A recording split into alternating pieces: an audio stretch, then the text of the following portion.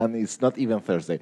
Okay, it's Wednesday, and I'll continue with mean square displacement that I almost finished discussing the theoretical part of mean square displacement. So you remember we have a trajectory. We just heard of the trajectory, not of the position, but also you can get the trajectory of the angle as a function of time. The only thing that you have to take care is that if you are measuring MSDs of angles, don't cut on 2 pi, just continue forever. And then you can do the MSD of the angle, and the MSD is defined as the displacement at a window t squared, because on average, you're not moving in any preferred direction. And you have to average over the initial time and over all possible particles. Okay, and I told you that if you have ballistic motion, then the mean square displacement is just quadratic. And if it's diffusive, it was linear. And I promise to show you that this is true. But before that, we discussed on the AVPs, that was the expected shape that they would have. And AVPs with caging, you remember that from yesterday, or other kind of systems, caging, polymers, whatever you want. And then we finished here. So we say that in some cases, I don't know actually if for AVPs or some active, well, probably in some active matter cases, it has been observed, but I'm going to discuss later of a very classical example where people found that the MSD was quadratic, and for long times it was not quadratic. It was following a power law, but with an exponent different from 1. Okay, so first, what can we say about that? What phenomena are involved there? Okay, so to understand this, if you get that in a simulation or in an experiment, you have to understand that, and for that we have to do theory first. So this is something I was going to say on Friday, but I think it's the good moment to say it. Doing numerical physics or simulations is not an escape for theory. You have to be very good on theory to do simulations or to do numerical analysis. Otherwise, you're not going to understand what you're getting. So you have to understand very well the theory, and the same in experiments, of course. Okay, so what's MSD? So I want to demonstrate this relation. And for simplicity, I'm going to consider just 1D case. So in 1D, this D is going to be 1. So I want to show that the MSD is going to be 2, the diffusion coefficient, times T. Okay, so what's that? The mean square displacement is the average of the displaced distance, and the displaced distance is just the integral of the velocity. That's the definition of the displacement. That's kinematics, high school kinematics. So the displacement is the integral of the velocity. You have to take that squared and integrate. Squared means that you have to put these integrals twice, integral, another integral. So you can say that you have the integral over 2 integrals going up to t of 1 time s. Now you have ds1 and ds2 because you have 2 integrals. And the average now can enter, and you have the average between the velocity and the velocity at different instants. Okay, so this is the mean square displacement in a kinematic approach. Then you define the velocity correlation function between 2 instants. And because the system is in a steady state, not necessarily in equilibrium, but in a steady state, it depends only on the difference between the two instants. So it depends on S1. And here it says S2, sorry. I don't know what I wrote, but okay, it's S2. Yes? Sorry. So you have to integrate this equation in this square. S1 going from 0 to t, S2 going from 0 to t. So you make a change of variables, the classical one. You define S as the difference between the two times, and tau the average between the two times. And you learn that in some course of calculus, that if you do a change of variables like this, you always have to worry on the limits. And they do not commute, so you have to do one first and the second later. And I'm going to choose this order.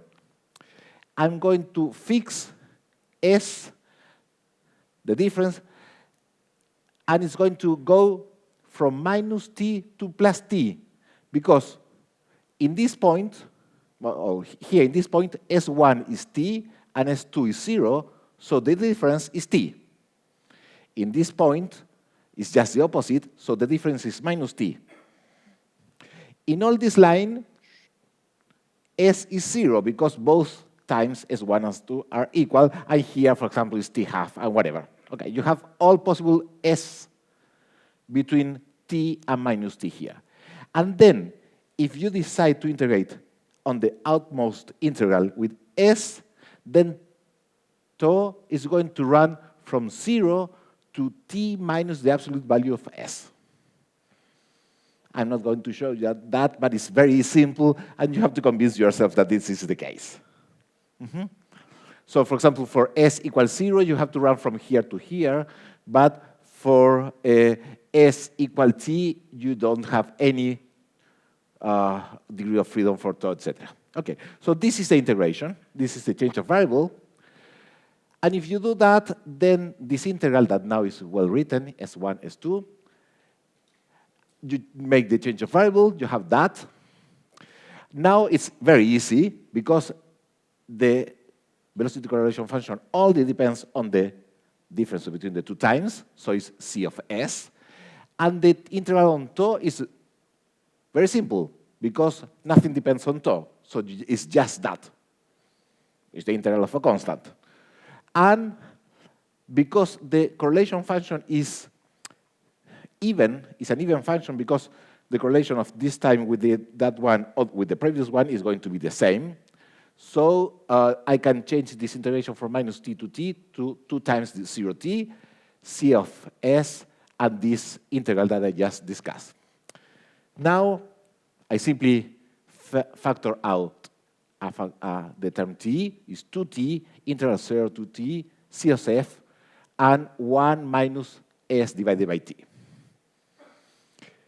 And now, if C of S decays fast, if I want to consider what happens at long times, okay, now, before that, if I want to consider what happens at long times, then I would like to take this integral to infinite. And this factor is going to disappear because you have S divided by something that is going to infinite. And so if this integral converges, the dominant term, the dominant contribution to long times is simply 2t, and then because you already get some dependence on t, some integral that you can take it to infinite.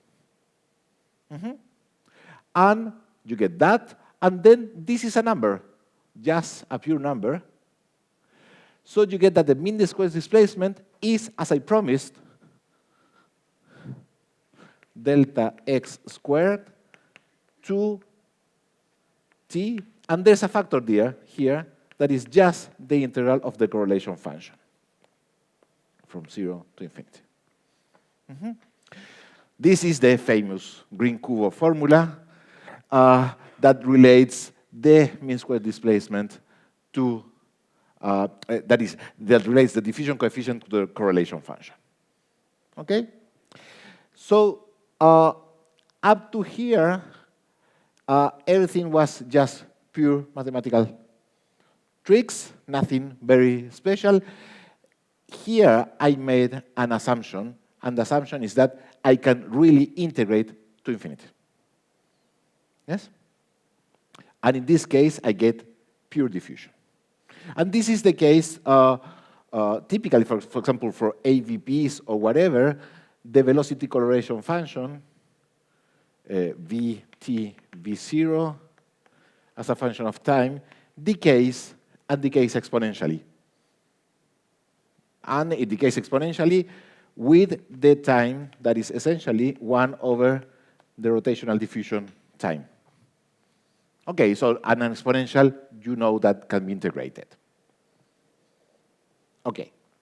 Now, what happens if now this integral does not converge? So if it's not converging, let's take the simplest case of something that is not converging. Something that decays like a power law on time with some exponent that is smaller than 1. Yeah? That is not converging, you know. Yes? It decays too slowly.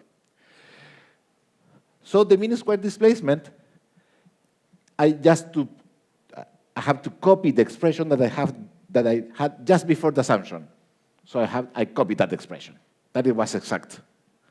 And I plug that in. But for plugging this in, I have to read that sentence seriously. Seriously means that, I said, at long times it decays like that. So I have to separate the interval between some time, that is, you're going to have some expression, whatever, very complicated expression, and then for long times is this power law. Because this expression cannot be true up to 0, because it's going to diverge also at 0 time. So it's not true. So, okay, so you have this integral and that integral. That integral is a number. Okay, it depends on t, but for long times, you can say that this thing can be neglected. It's simply proportional to t, the first integral. And the second integral, okay, now you can do it by hand. You don't even need Mathematica. You can do it by hand, very simple. And that integral goes like t to the power 1 plus 1 minus alpha. So if alpha is different, smaller than 1, you're going to get something additional to 1, and you're going to get superdiffusion. A very long time tail. And in this case, okay, you're going to get what I plot, like this, an exponent different from 1, larger than 1. And you cannot define the diffusion coefficient because the integral diverges. It's not that the diffusion coefficient is infinite. The diffusion coefficient infinity would mean that d rho over dt, d Laplacian of rho, that's being infinity. It's not what you're getting. That makes no sense having a diffusion, a transport coefficient that is infinity. It's simply meaning that okay, it's not diffusive. It's something else. It's super diffusive in this case. And you're not having this equation. You have something more complicated. Okay. So, yes? Can I ask? So one example connecting to Francesco's lecture today, one example of this velocity correlation that has a power law form would be a bird in a flock? Yes, it seems so, no? And you said that the exponent is small, typically. Yeah, but the difference to 1 is usually not that much. Okay, okay.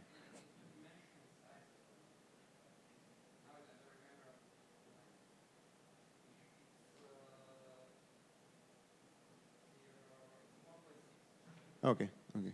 Nice. Okay, thank you. yes, so we have super diffusive motion when you have flocking. Yeah? Okay, so there is a signature of slow process, and in the case of flocking, the slow process is probably related to the Goldstone modes. Okay, it's not probably, it's certainly related to the Goldstone mode. Okay, yes? But, okay, so this is, as I said, that means that it is coupled with something that is slowly decaying on time.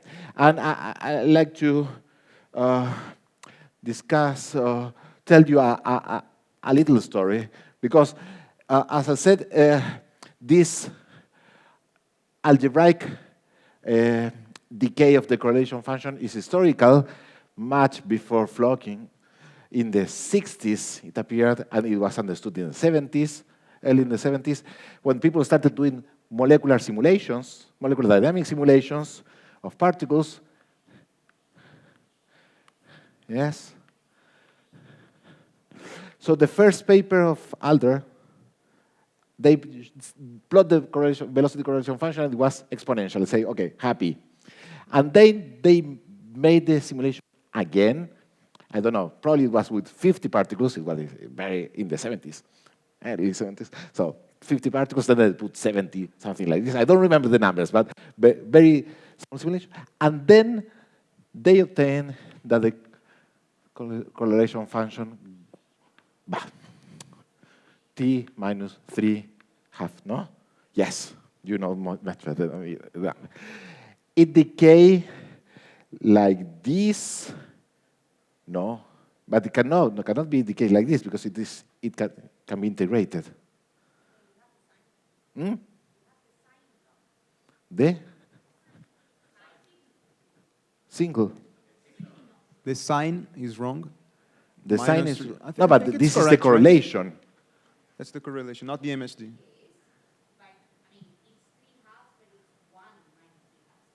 Ah, okay. I think it's minus 1/2. Yes, that's one. Sorry. Yes, it's what. Okay, it was written in some clever way. It's minus 1/2 for long times, and it took a while to understand that, because you were doing simulations of hard spheres or Lennard-Jones particles, very simple system, nothing like a Goldstone mode, no critical phenomena whatsoever, and anyway, they obtain a slowly varying field. It opened a large area of research in physics to understand that, and there are beautiful papers on that. And the explanation at the end is rather simple. If you have a particle that's moving like this, it's going to create, even if it's small scale, a vortex like this on the surrounding. And then the vortex is going to diffuse following Navier-Stokes equation. And even though this particle kicked the others and started moving in a relatively random direction, is still, for quite a long time, still being pushed by its own vortex at the beginning. So it created a vortex, then it kicked, was moving another direction, but it was still pushed by its own vortex. And when you do this assumption, you get that. So the key understanding of that is that life is complicated. And life is complicated because they were simulating a set of particles, and to understand that, you have to include the full hydrodynamic equations for the system. Yes. This is going to be related to something that I'm going to say in just a moment. Yes? If I'm not mistaken, in the famous Redner paper with you, you guys found 3/2 as well for particles in MIPS, right? Is the explanation more or less the same, or? Yes, but I wouldn't trust the result in that paper. It only has 50,000 particles, and now I think I need a bigger system. Okay. Okay. Experiments are complicated for APPs. Don't believe anything anybody tells you. Oh, come on. Yes. Okay, so exponents are complicated, and that's true. Yes? Okay, so that's for the mean square displacement. So if you get something that is not diffusive, okay, it's better to stop and start thinking, because probably there's something interesting going out there. Okay, so the next thing is, how do you measure MSDs?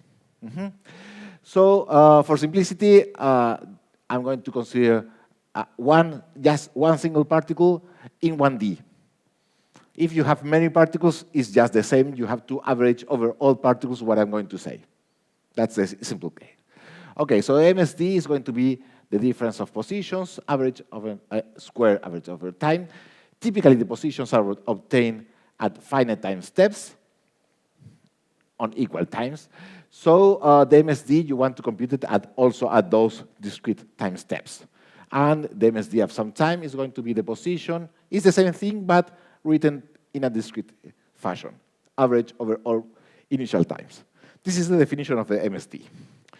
So the first way to measure that is what I said that you don't have to do, but anyway, probably you have already some record data and you want to use that record data, so okay, don't throw everything away. You can anyway compute your MSD from your data. So imagine that you have already a record trajectory, and because maybe you can get some trajectory from, I don't know, experiments.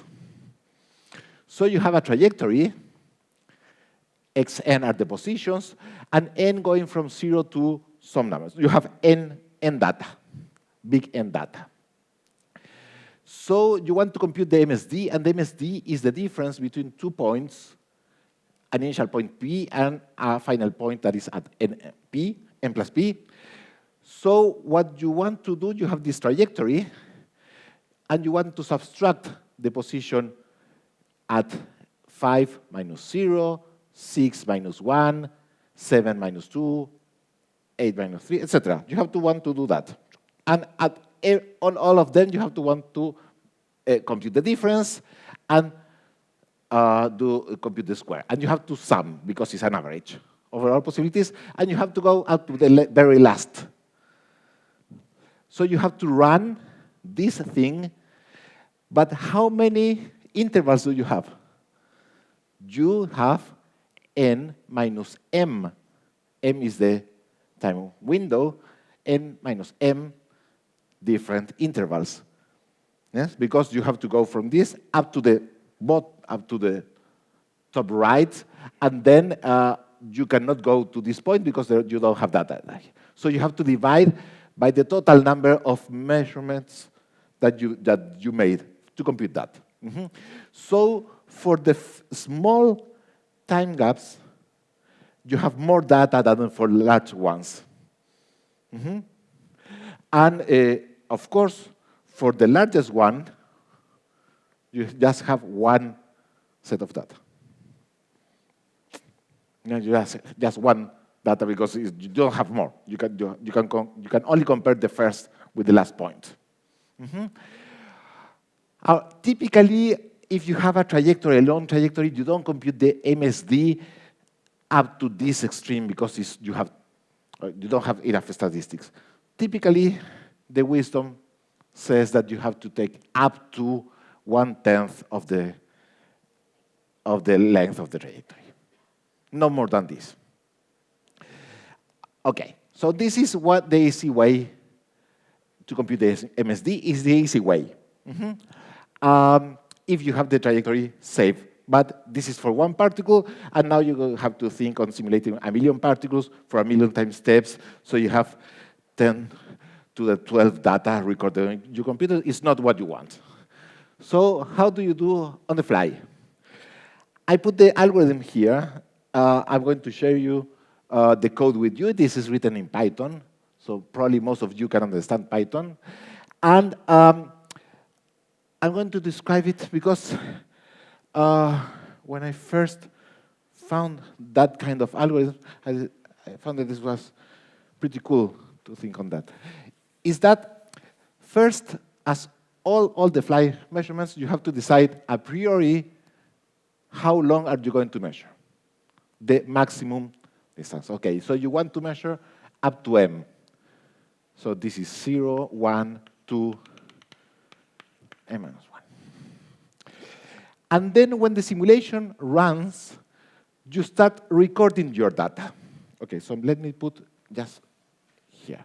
So those are the index, 0, 1, 2, m minus 1. And this is time. So you put your first position, second position, third position, When you run the simulation, you start filling the array. And then you start writing on top of that. You erase that data. Don't worry. You erase, you erase, you erase. Then you erase, you erase it. So such that you only keep m previous positions and the present one. This is the present.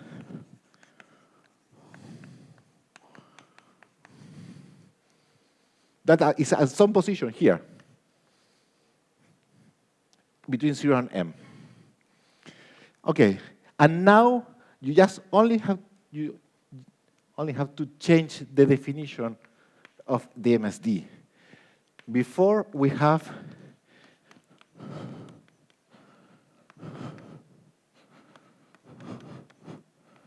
squared, you have that. Now I'm having this.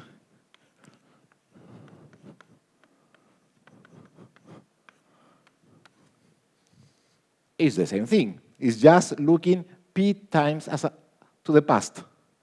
So if I want to compute the MSD, I have to compare this point with p to the past. 1, 2, 3, 4, 5, 6, 7, 8, path here. And it's stored in the array because the array has a length that is up to m. So you always have all the data that you require to compute the MSD. You don't store more data than you required. That's it. That's the algorithm. It's cheap. It's cheap. You don't use too much memory. It's fast. And you don't destroy the budget of your advisor buying hard drives every now and then.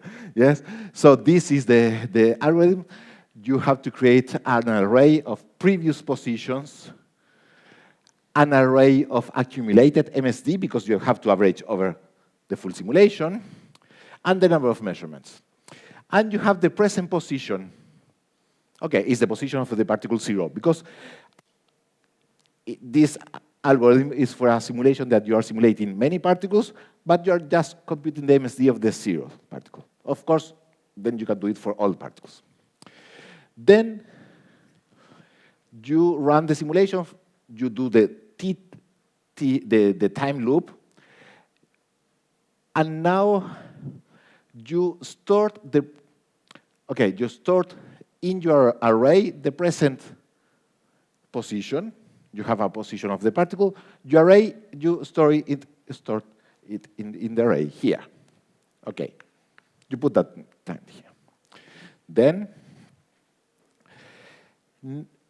there's a small problem, between quotes, for this algorithm, is that you cannot compute the MSD from the very beginning, because you don't have past. At the very beginning, you don't have past. You have to wait to have a past. Yes. So you have to wait for the time to be larger than this window. Okay. But it can be even larger, because typically you wait for thermalization, whatever. You say that you measure one time more, and then you run over, okay, here I'm going to change notation. I'm going to put S just to be the same thing on the algorithm. So you just said that you run in S from 0 to M. You compute the difference. The difference is the present position minus the previous position S times to the past. But because you're storing everything on a single array, you have to use periodic boundary conditions on time. So this is going 1, 2, 3, 4, 5 to the past. So you have to use periodic boundary conditions, and periodic boundary conditions are implemented with this modulo operator, the remainder operator. Okay, you have this difference, then you accumulate the difference square, and now you do the simulation. This is the heavy part of your code. And then you update your present position. And this is something important. Your present position is not going to be anymore the position of the particle 0. Because normally in simulations, you have periodic boundary conditions. So particles are going to escape, enter into the other side. So if you use your present position is corrected by periodic boundary conditions. So actually you have to update this particle as if it was just with the displacement without implementing the periodic boundary condition correction. Okay, that's it. It's very simple. It's fast, as I said, and okay, it works. And I'm going to show you the code for just one particle and all particles is the same thing. Okay. So that's the way. Everything's okay? It's clear? Okay. So now I'm going to change to my second kind of models. I've been discussing of AVPs and random particles, but it's not only models that I was discussing, also what can you measure on those systems. So I want to describe some lattice models or the ideas between lattice models. Although I have been discussing a lot of AVPs, I can say that there are some problems, okay, with AVPs as with everything. Probably they are slow to simulate if you want to simulate real hard particles, because you have to put a very strong potential and the time step is going to be very small. Not the particles to overlap. Okay, so it's slow to simulate unless you have very soft potentials. So also you have to numerically integrate a differential equation, and a stochastic differential equation, so you have an accuracy problem that, okay, we live with that, but we have to be sure that the delta t is small enough. And also for some observables, you need some binning. You have to divide the positions, you have to divide the system in cells, or for the correlation functions in X, and sometimes you get some aliasing. This is a problem, and also you are subject to noise because of binning normally. Because you say, okay, I want a very smooth profile, for example, for the G of R. So you want very thin bins, but that means that you have very little, the number of particles on each bin is going to be very small, so you're going to have large fluctuations. So there's always a compromise on the binning. Okay, so this is, you can think, okay, I have to live with that. But we learn from from equilibrium statistical mechanics, the concept of equivalence classes that tell us, and this is a concept for critical phenomena, but also has been extended to other things, not also critical phenomena, as Julia was discussing with hydrodynamics. Hydrodynamics is not a critical phenomena, but all fluids are very well described by the same equations. So something is going on out there. Something is happening because all fluids are described with the same equations. So we have also some equivalence class there. And what we have learned from statistical mechanics is that many systems can behave the same qualitatively and sometimes quantitatively as well, if they share the same dimensionality, that is in 1D, 2D, 3D. The same number of conservations, if you conserve mass, momentum, energy, angular momentum, wherever, it depends on the conservation, magnetization, for example. If you have the same kind of symmetries, if you have rotational symmetry, translational symmetry, Galilean invariance, or whatever. And those are probably the simplest things to identify, but also if you have the same number of relevant fields. And this is always difficult to identify because you don't know a priori which are going to be the relevant fields. And as I was discussing with this correlation function for hard spheres, where they discovered this t minus 1/2, they didn't expect at the beginning that the vorticity was a relevant field. So a priori they thought, okay, this is in the same class of other kind of systems, and it's not the case. It was in a different class. So Okay, you have to pay attention, and normally you discover that there are some relevant fields when you do the simulation, do the experiments, do the analysis, and you don't get exactly the same thing for two systems that you think, that you thought at the beginning that they belong to the same class. If you get something different, you say, okay, probably there's some symmetry, or there's some relevant field that I was not expecting. The Nobel Prize of Giorgio Parisi, among other things, is related to that. He discovered a field that is very hidden there. Yes, the symmetry breaking, the replica break, symmetry breaking, symmetry. I don't know. I never learned how to do that, but I guess it's the replica symmetry. Okay. So, okay, so I'm just saying that the same again. And for example, for the paramagnetic ferromagnetic transition, classical transition that you learn in statistical mechanics, you have the real material, iron. It can be well described by the Heisenberg Hamiltonian, that you have spins that move in 3D and that they align, and it behaves more or less the same with the Ising model.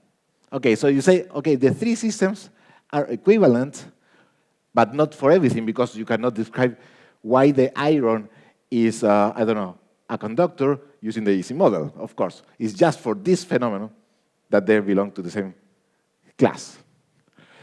So, and why I said the Ising model? Because the Ising model is a lattice model for iron. Yes. So I'm going to present some lattice models, and this is in a picture what I want to say. So you have in a lattice, in this case it's a square lattice, particles that can move up in just 4 directions.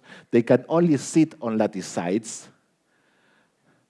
And on each side, you can have typically, in the simplest case, just 0 or 1 particle. In the more complex case, you can have up to n max particles on a side. That it's a lattice model. And the dynamics is rather simple. At each time step, each particle has a director. Yes, a director pointing on in this case, 4 possible directions. So imagine that the particle is pointing in this direction. So you see at each time step if the destination site is empty. If it's empty or has less than m max particles, you move to that destination site. Otherwise you stay in your original position. That is, you're jammed. You cannot move. And with some probability that typically we choose to be small, alpha, each particle can change direction. Okay, that's the model. There's some details that the update should be asynchronous, because if you have a lattice like this, I need 3 sides at least, and you have 1 particle pointing in this direction and 1 particle pointing in this direction, you cannot move both at the same time, because both would say, okay, this destination site is empty. Both want to move there.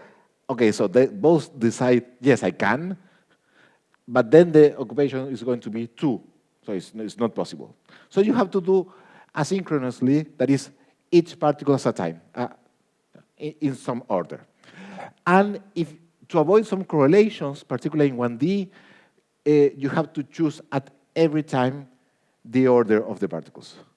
So at one time step, this particle is going to try first. At the second time step, this particle is going to try first, etc. And that's it. That's the model.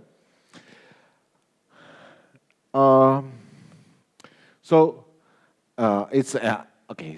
This is the 2D case, but in 1D is much simpler. Particles just move in 1D. They can point to the right or to the left. Okay. Yes. Okay. And in this case, you say they're going to be jammed like this. And okay, so we ran some simulations. These are our results, but people have found similar things. This is the 1D case. I'm plotting here a spatio-temporal diagram. So this is space, and this is time. And you see vertical lines. Those vertical lines means that you have many particles in a jump in a cluster, and they stay like this, and eventually one in the board. I think that time is running up. Yes, time is running up in this. No, it's not running up. In this case, I'm almost sure because of something that I know. Okay, this is time. And here, for example, one particle that was in the border of the cluster. So you have a cluster of particles like this. And this one was pointing this one. This particle flipped to the other direction, and now it escaped. Like this. Here, several particles escaped, etc. Okay, this is a spatial-temporal diagram on 1D. And this is the 2D case of the same thing, of this model. And in 2D, you get those clusters like this. Very irregular clusters. Yes? And we discovered that those clusters stay there forever. That is, this is the statistical representative of the system, of the steady state. That is, when the system evolves, clusters are going to dissolve, new clusters are going to appear. But at all times, the system looks much the same. That is, that you have small clusters, some big clusters, but you have many, many clusters like this. And this is what we, I think, has been discussed at several moments in this week. That is called the microphase separation. That is, you have a phase separation between the dense phase and a dilute phase, but clusters never merge into a big one. Okay. So we changed the model, and we changed the model to allow for more particles per site. So now we can have 2 particles per site, 3 particles per site, etc. And in the case of 3 particles per site, it's very clear that, okay, this is 10 to the 6 time steps. So you cannot see, but at the very beginning, many clusters appeared, and then those clusters merge finally into this big one. Well, actually, they merge into 2 clusters, and those 2 clusters finally merge into a single one. And that's the final state of the system. Yes? Rodrigo, the N max is so you're allowing overlapping? Yes. Okay. Yes, on each side, I can have,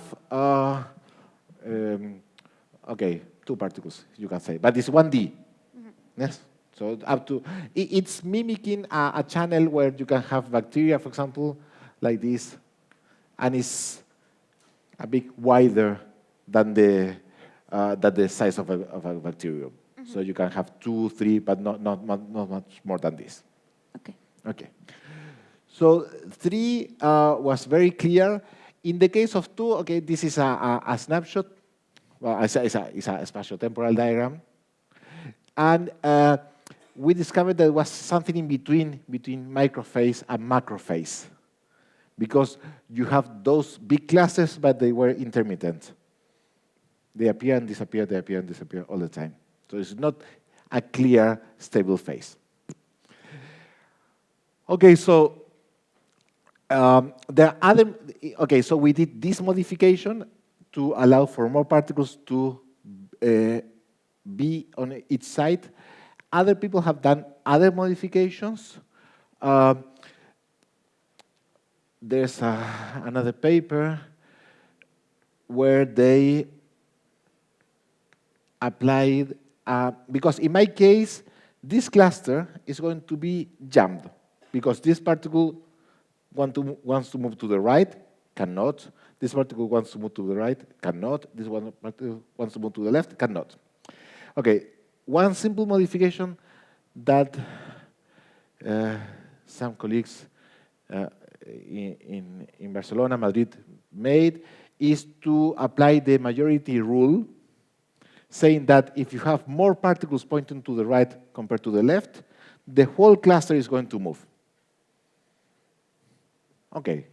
And with this majority rule, even though they put nmax equals 1, clusters do merge. So you have coursing. In 2D, Pablo was showing me yesterday another paper where they do the same, just nmax equal 1, but particles, okay, let me draw it a bigger thing.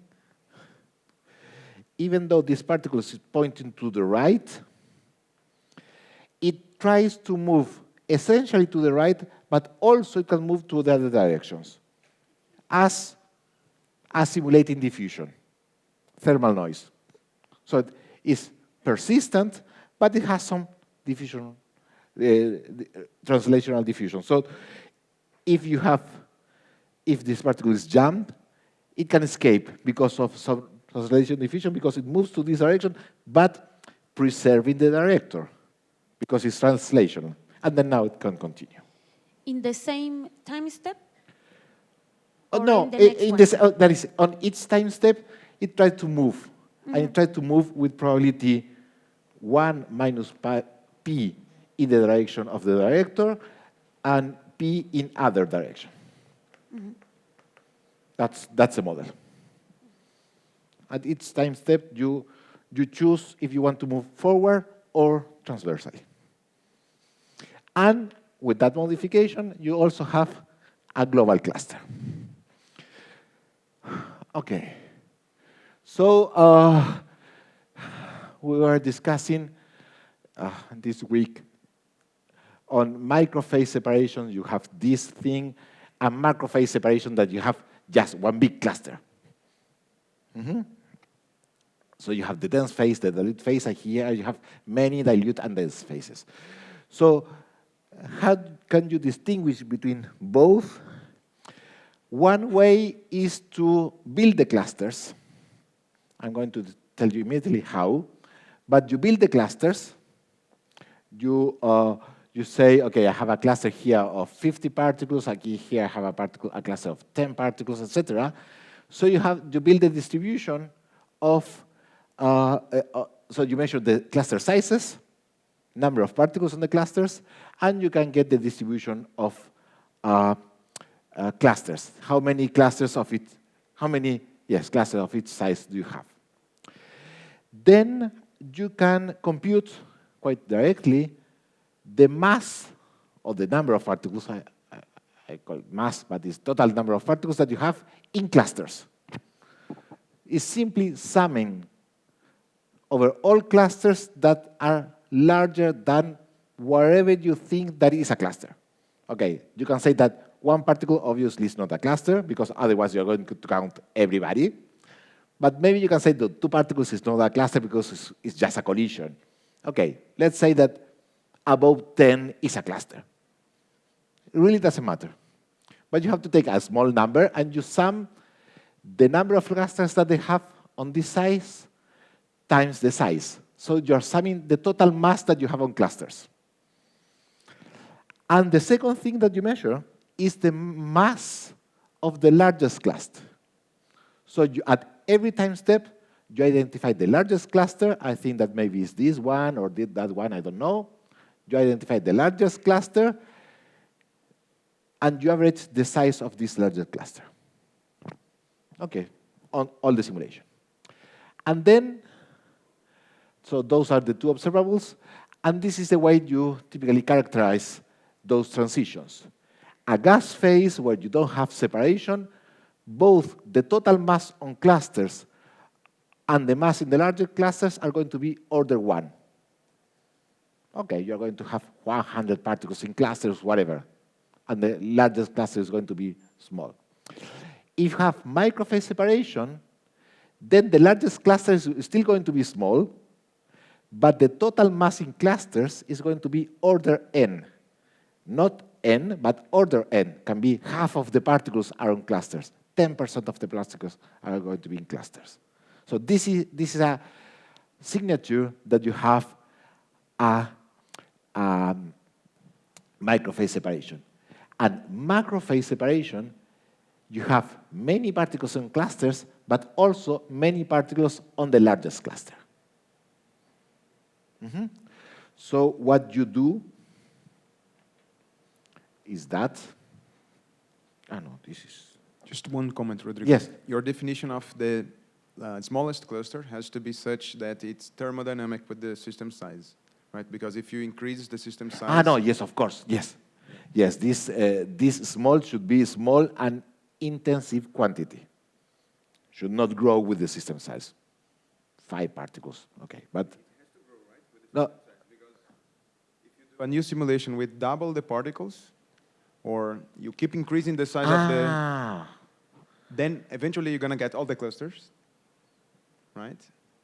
Because every cluster will have that small amount of particles.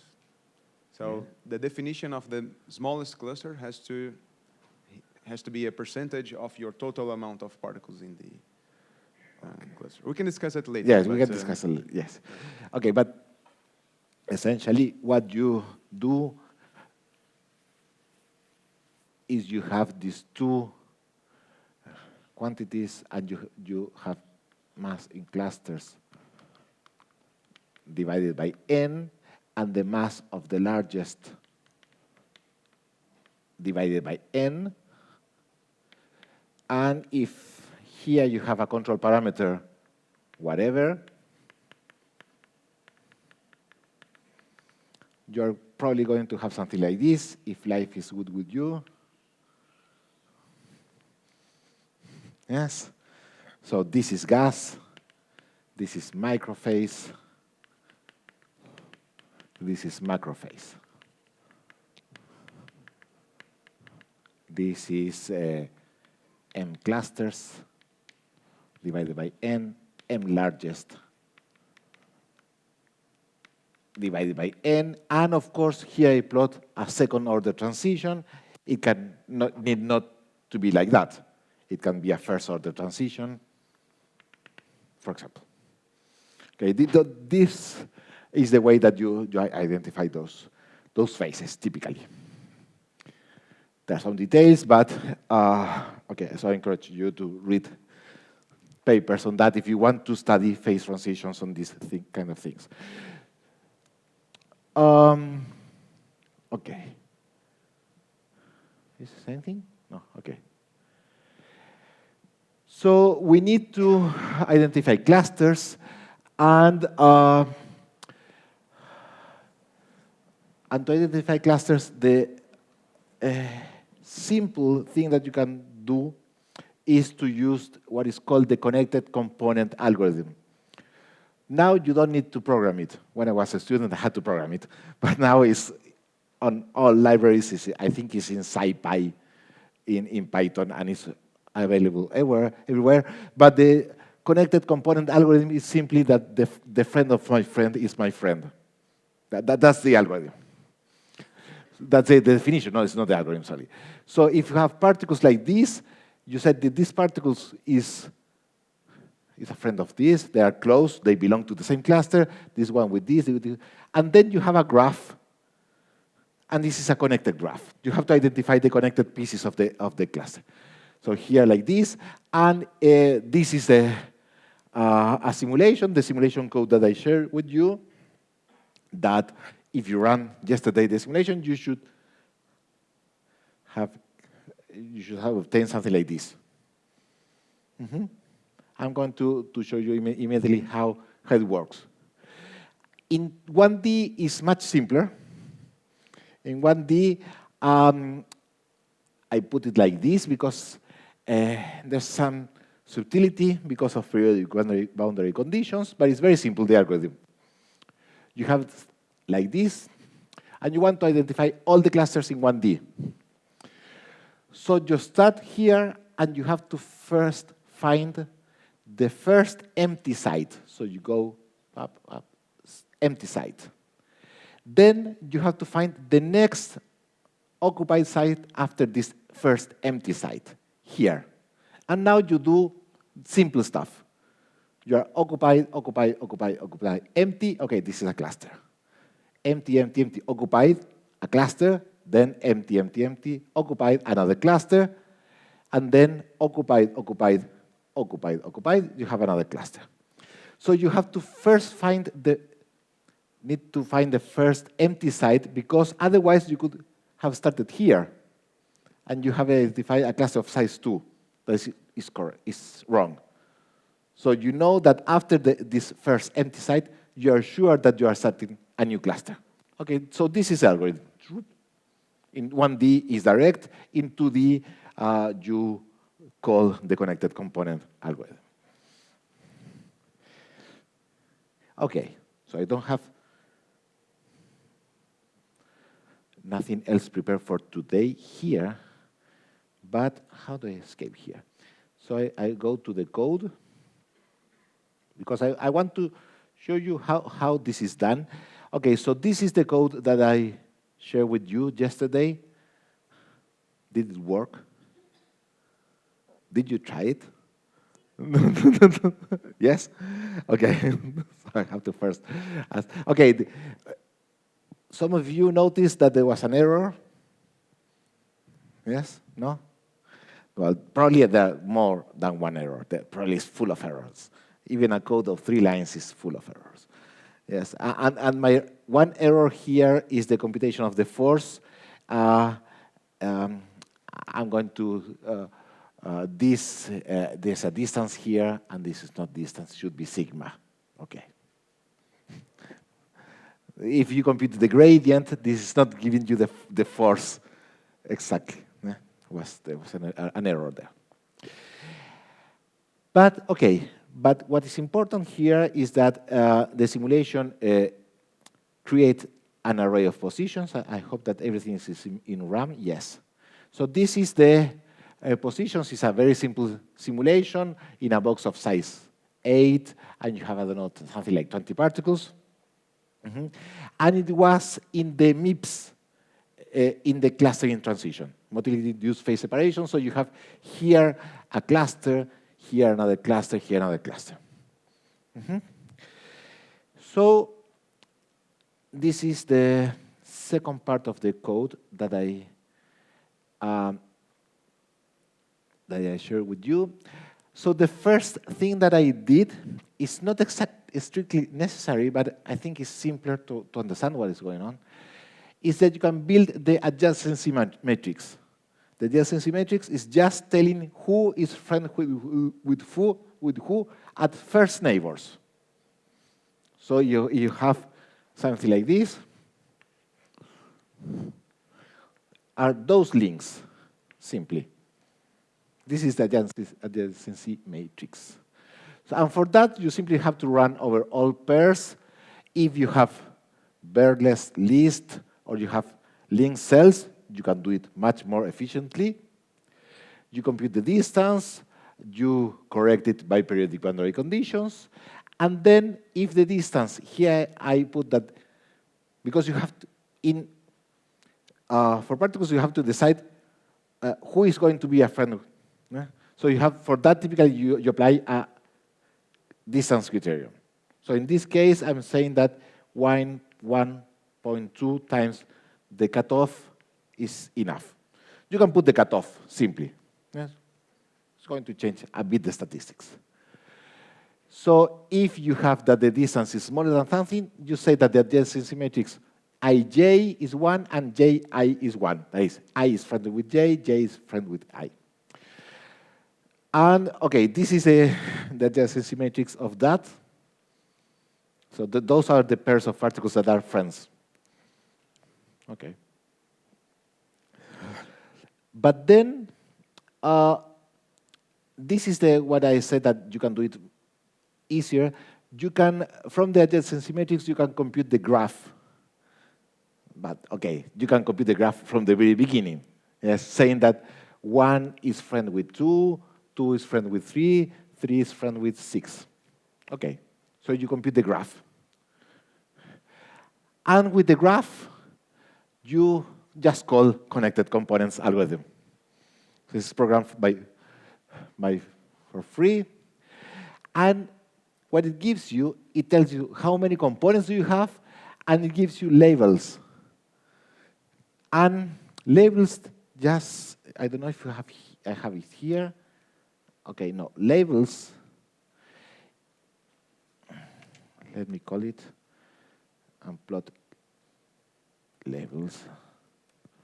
It's an array saying that particle 1 belong to the cluster 0, particle 1, particle 0 belong to cluster 0, particle 1 belong to cluster 1, particle 2 belong to the same cluster 1, cluster 0, cluster 0, cluster 0, cluster 2, cluster. Okay. It classifies all the particles on clusters, and this is what I'm plotting here. I'm plotting here the positions of the particles with the color given by the levels. Okay, and that's it. And, okay, now if you have the labels, you can do statistics and extract the number of the size of the clusters or whatever you want. But in this talk, I was claiming that lattice models were much better because clusters models, you can run much larger systems for much longer. And for example, here, this is the histogram. This is what I defined before, the distribution of cluster sizes. And you see that, so you plot it in log linear scale, and it's a nice exponential. And as we learned today with Francesco, exponentials mean that you have a characteristic size. There's no long algebraic decay, and everything is simple. And in particular, in this case, there's no cluster here. That is, there's no big cluster. You only have small clusters. So this is microphase separation. And this is the picture of the simulation. Also in this simulation, and this is what I'm going to share you with you. Okay, this is a bigger system. It's the same system, but it's cut. The plot is not well labeled because I was lazy, but it was 0 to 2000, 2000, 4000, to. Okay, so you see that it's in a steady state. It's not evolving. It's not coarsening. And you can compute the MSDs. And this is the MSD of this simulation. That does not look so clear. So if you do the log-log plot, now it's clear that you have ballistic and then diffusion. And then something. I don't know if it's something. Why? Because it's at the very end of my MSD, so I have to run everything again. Yes? To see if there's going to happen something. Okay, so I'm finishing, and the homework for tomorrow. But I'm going to share you the text if you want to start playing, or you do it tomorrow. It's something that Pablo said yesterday. In the lattice model, because things run faster, but you can do it with AVPs as well if you want. In both cases, it works. But do it with lattice. In the case of lattice models, you can do it much easily. The lattice model is characterized by alpha, that is the tumbling rate. At what rate you change director. That is equivalent or is related to the rotational diffusion coefficient. At what speed you change director. Okay, so compute MSDs.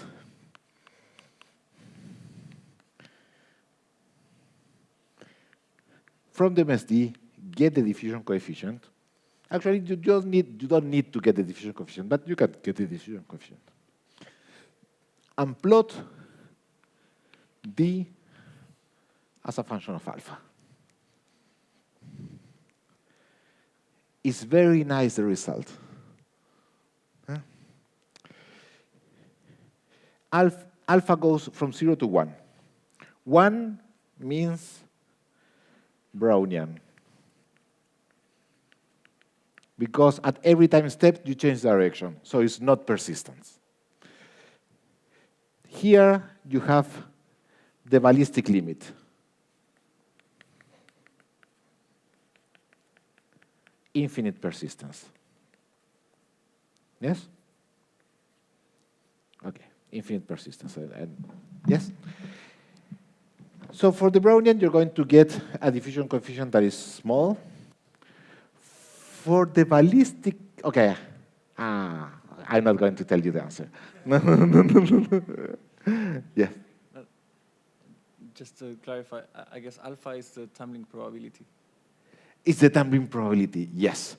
No, yes, but because I have discrete time step, time is also rate. No, but it's the tumbling probability, yes. So the delta T is 1, I guess. Yes. Yes. Yes, but it's that, yes. So that's what I want you to plot. 4 points, 5 points. And you're going to find something that is weird. But it's very nice to understand. Okay. I don't know if you have questions, because it's time, no? Yes.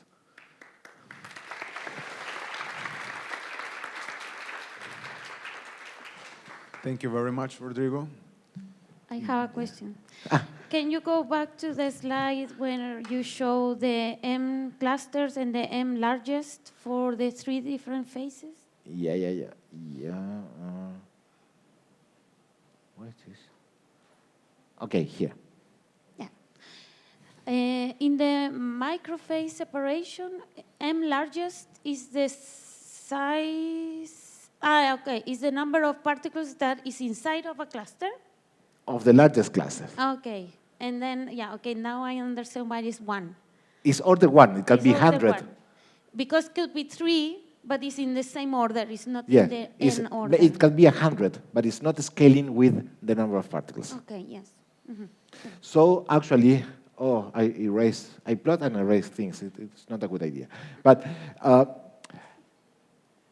actually, you have to do, if you want to be something, you put, for example, you put largest divided by n as a function of the control parameter, whatever, and I said, okay, something like this.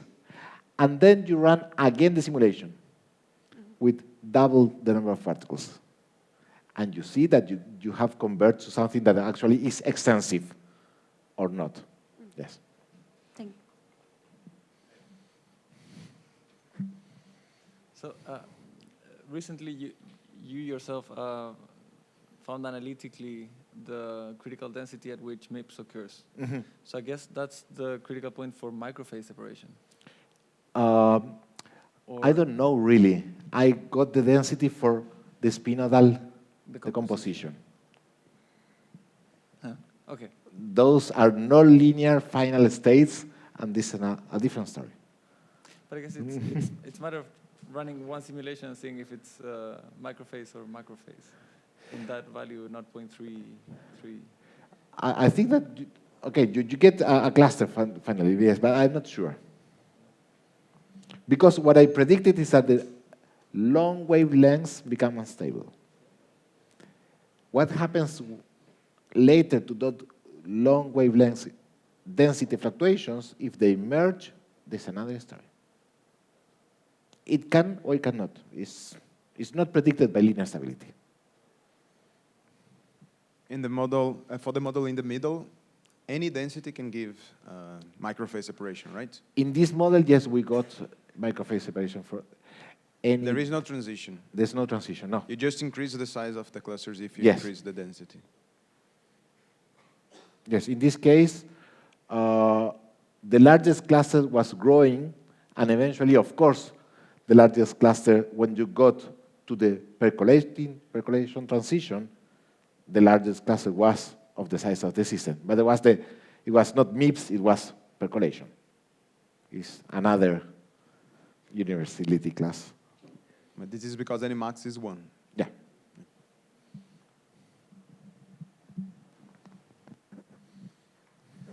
Thank you, Rodrigo, Thank you. for the lecture. I have a simple question, actually. What kind of behavior we expect of the mass of the largest cluster or the clusters is similar to grow law of phase separation of a binary liquid mixture, for example. As you say, how it evolves on time? The Ask growing her. time. Ask her. What kind of behavior we expect? Power law with kind of exponent? So there is a lot of, sorry. Yes. I'm taking this question for Sure, please. Rodrigo just because I'm in the middle of this fight. To the extent we understand, the coarsening exponents in 2D for ABPs are very classical, in the sense that they look like spinodal decomposition with any binary phase separating system. But the debate has not settled in 3D, and in 2D for other models that don't have hard cores, the coarsening exponents, the debate is not settled in terms of what we know about it. It's close to 1/3 or 1/3. That's the debate. Okay. Yeah. Yes. Thank you for the lecture. So correct me if I am wrong. In the lattice model, we update particles one at a time, correct? Yeah. So I was thinking if you could update every particle at the same time and then check for conflicts and resolve them. Like if two particles wants to move at the same site, you only accept one or reject both. I don't know, some confliction resolving mechanism. So my question is, update every particle at the same time will be very different than update one at a time? Yes. I think it's going to be pretty much the same, except that it's difficult to think of a correction algorithm that works easily. Because if you have a long chain of particles and they move like this, then how do you correct? You have to propagate something like a shock wave of decompression to correct that. So it can take quite long, and I don't know if you want to recover the initial state or recover a new state. I don't know. But there are possibilities, yes. You can correct the I don't know, maybe randomly just choose one to make the step and rejects all the others? Yes, but sometimes if you correct, you're creating new... okay, let me... probably it's not what you're thinking, but let me tell you what I'm thinking. I did it for... I wanted once to simulate AVPs, but really hard spheres. So I moved the particles, and I moved. So I have an overlap. So after that, I correct the overlap. So I move this particle backward, and I move it backward.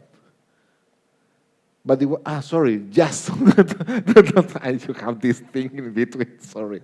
Okay, I'm going to draw here because you were moving this. Okay, so you have these particles that were overlapped. So you correct them like this, but you're a bad lucky guy, and there was another here.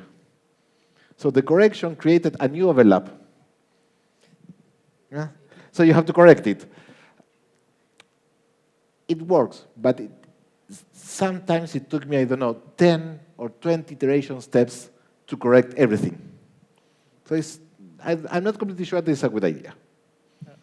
I thought about that because it feels more natural to me that every particle updates at the same time. Yes, but in lattice models, typically if you have strict avoidance of occupancy, of a strict maximum occupancy, then you can run into conflicts.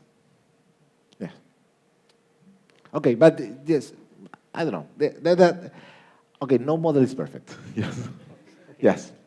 Okay, thank you. Yeah. There's one thing that I forgot I have it in my notes and never wrote in the slides. I'm going to do it for the slides I want to share. But just one thing. You run the particles. You say, okay, this is the destination site, is the position, plus the director. Okay, yes? And then you say if the destination site, the occupancy of the destination site is 1, is 0, then move. Okay, this is the simplest thing that you say. Okay, so you run over all the particles, you compute for each particle where it wants to go, and you do that. This is very wrong. Because if you write it like this, it can be order n squared. Because you have to check for each particle if this destination site is occupied. And for that, you have to check all other particles that have the same position. The solution is very simple, is that you change this parentheses by brackets. You create an array of occupancy. This is the same as neighbor lists. You say at every position if this position is occupied or not. And then the algorithm is order n. Yes? Okay. This is an important trick. Yes?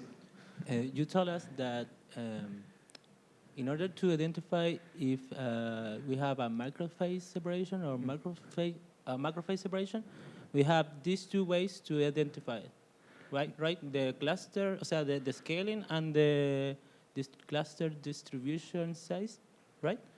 Yeah, okay, but you have two observables for two transitions. Here, for this transition, you look at one observable, and for the transition, you look at the other observable. Okay. Yes. I was wondering if are those sufficient or enough to identify if it's a macrophase or a microphase transition? I think that they are sufficient. Yes, but if I identify only one of those? No, because if you just look at the largest,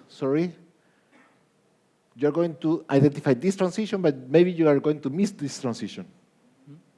So you have to use, because you have two transitions. If you have two transitions, you have to use two order parameters, one for each transition. Okay. Yes. Okay. I have one last question, but if Yes. anyone else has one. Okay, so my question is, you mentioned that in the model by Ignacio and Chantal, Ignacio Pagona Barraga, they have this majority rule that makes the whole cluster go to one side or the other. But if the cluster is too big, then you expect that it will go slowly. Yes. Right? And then if it goes, there should be a critical thing. Otherwise, macrophase separation will not occur. I'm not sure. Probably is what is going to happen is what Aparna just said. This growing rate of t to the 1/3. Because as clusters become larger, the majority rule is going to tell you that the cluster is going to move very slowly. So it's going to diffuse. The diffusion coefficient of clusters in this model goes like 1 over the size, I probably want a square root of that, I don't know, but something is that. Yeah. So the largest, they move a slower rate, so they meet less and less often. And they meet less and less, it takes longer for them to meet. But I'm not completely sure. I don't know if they checked the growing rate.